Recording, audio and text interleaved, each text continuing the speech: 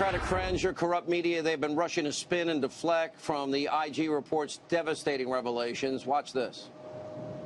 The Inspector General could not have been more clear about the fact that he says there was no conspiracy here within the FBI. I expected a sledgehammer. We just got the same kind of hammer you use to nail in a painting on the wall. I was surprised at how mild it was. No political bias influenced the decision-making at either the FBI or the Department of Justice. The decisions described in the report all helped Donald Trump win the election. All the errors were in Trump's favor. All of those people are just liars, political hacks, just spinning away. They don't tell you the truth, and they don't care. Joining us now with reaction, Fox News national security analyst Dr. Sebastian Gorka, Fox News contributor Jason Chaffetz. Dr. Gorka, we'll start with you. Your reaction to all this? Well, disgusted at all the details of the low-level stuff, buying somebody a meal to get a leak from them at the FBI. But at the end of the day, it's a 560-page cover-up. There's no real there. It doesn't get us to the point at which we have people perp-walked out of the FBI and the DOJ for slow-rolling and undermining an investigation of a real crime, Hillary, and then trying to undermine a political candidate and his administration, Donald Trump. At the end of the day, and when you look especially at the text messages and these revelations, Congressman Chaffetz, I look at it and this is what I see. I see the people at the highest levels, FBI, DOJ, doing everything possible to prevent Hillary from going to jail. They did not enforce the rule of law with her. And then literally took a sledgehammer and started this witch hunt investigation against Trump, and they never stopped swinging the sledgehammer, which tells me we don't have equal justice under the law under this FBI director, under that last administration, and I think this is just the beginning, not the end.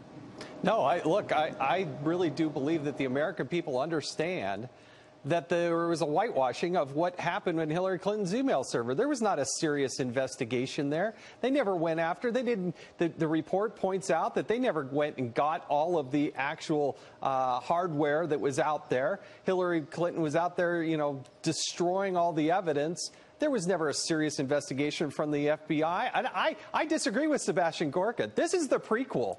You've got to understand that the IG also has an investigation going into what's going on with the FISA abuse allegations in the Russia investigation. But Congressman, I don't want to go there. Here's the problem. Hillary Clinton should have been in jail. If they treated her like Kristen Saucier, she would have been indicted. And you had all of these people we've talked about tonight protecting her, preventing her from getting the treatment every other American would get. And that's highlighted in this report. We now have hundreds and hundreds of pages of documentation, the manipulation of the media. It was an indictment of the media as well. I think the referral to the Office of Professional Responsibility will bear fruit. That takes time to play out, given the rules that they have to do. Should Hillary be charged based on what we know? Shouldn't she be she should have been charged. She should have been charged a long time ago. Yep. Absolutely. And they protected her. And now they're going after Trump, the same people that protected her. Horowitz is too close to Comey. This is not what the American people expect. This is not justice. Joining us now are two men who have been unfairly targeted by investigators, tangled up in that mess. Informal presidential advisor Roger Stone, author of the new book, Stone's Rules, How to Win at Politics, Business and Style, and filmmaker Dinesh D'Souza, whose new movie, Death of a Nation, Can We Save America a Second Time, comes out August 3rd. Looking forward to that.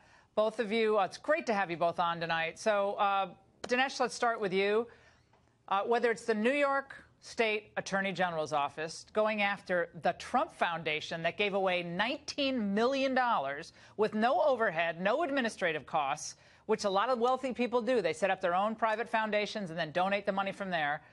Whether that or the what we find out about the bias of Peter Strzok and the merry band of prosecutors at the IG's from the IG's report, what's your takeaway tonight? What should the American people be thinking? I think the American people, like me, are arriving at the dismaying realization that in America today, there are quite a few criminals with badges. Now, growing up as I did in India, we had a lot of corruption, and we knew that there were criminals on the street and there were criminals with badges. And the criminals with badges are more dangerous because they don't just violate the law, they corrupt the law. They exploit the neutrality that you expect of them. They pervert the democratic process, as Peter Strzok tried to do, by essentially rigging. I mean, think about this. This is unprecedented. The FBI attempting to, in a sense, shape the outcome of a democratic election. So these are terrible things happening now in America. And I think the American people realize that something needs to be done about them. And it's not enough to know about them. Some action needs to be taken. But it's like you're operating in an alternative universe if you watch any of the other networks tonight. It's no big deal. Let's move on to Stormy Daniels. Roger, I have to read part of this report. A lot of stuff not being covered at all, again, by other media outlets. This is a quote from the report, November 9th, 2016, a text message from an FBI unidentified employee. This is day after the election. All the people who were initially voting for her, Mrs. Clinton, would not and were not swayed by the decision the FBI put out. In other words, I think the late Weiner emails.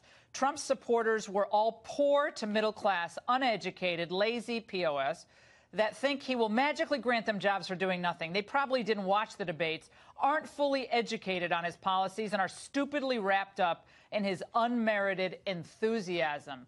Has anything ever encapsulated, Roger, the elite's disdain for the American people?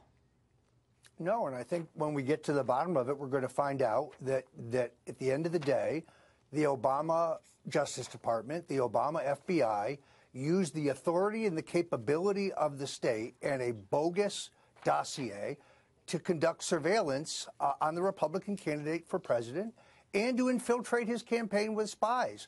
So FBI Director Wray today says, well, we respect the congressional oversight, at the same time refusing to hand over any information regarding that very FBI infiltration of the Trump campaign. Dinesh, magically, Jim Comey already has written an op-ed for the New York Times. Okay, it comes out, it's already written, it's published today. I'm just going to share a small part of it. He said this independent assessment will be useful to thoughtful people and an important contribution to the historical record. Its detailed report should serve to both protect and build the reservoir of trust and credibility necessary for the DOJ and the FBI to remain strong and independent. Wild.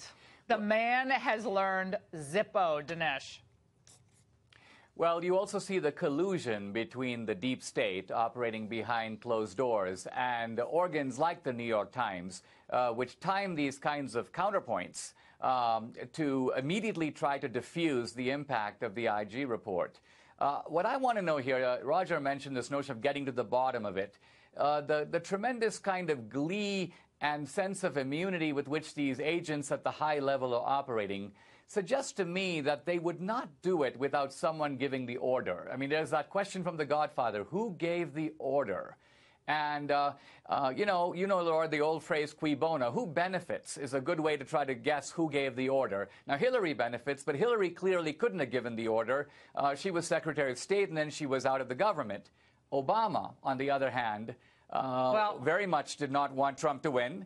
He knew that Trump would try to erase his legacy. It'd be very embarrassing for him to be succeeded by Trump. I wonder if Obama is the one who gave the order. Well, Roger, we have some emails to that effect. Final thoughts. We already found out that the president lied when he said he found out about Hillary's private email server when everybody else did. Now we find out he's one of the 13 people she communicated with on the private server with using that private email account. So he lied about that. When you add to the fact that Peter Strzok says in one of his text messages the president wants to know everything, the question's very clear. What did the president know, and when did he know it? He needs to answer that question. I think he needs to answer it under oath to the Congress. Well, he's going to be going out on the campaign trails. Apparently, he's the only person who can win elections for the Democrats. So he's going to be fanning out this election season. Thank you both. Phenomenal analysis, as always, from both of you.